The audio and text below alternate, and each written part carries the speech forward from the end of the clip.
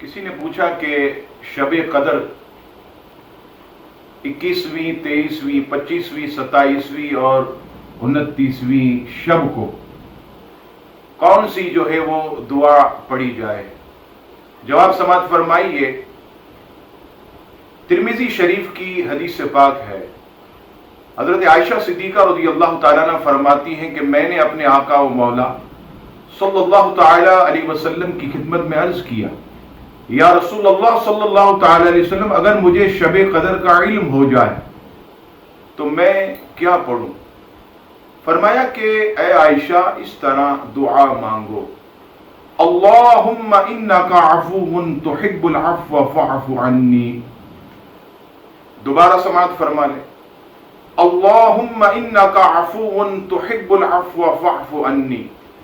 ترجمہ، اے اللہ بے شک تو معاف فرمانے والا ہے اور معافی دینے کو پسند بھی کرتا، لہذا مجھے بھی معاف فرما دے۔ اس دعا کو شب قدر میں کثرت سے پڑھنے کا حکم دیا گیا۔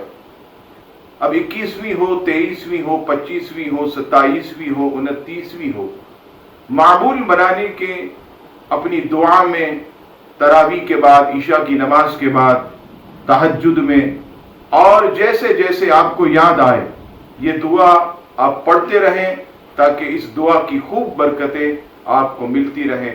اللہ تبارک و تعالی ہم سب کو شب قدر کی برکت نصیب فرمائے، آمین۔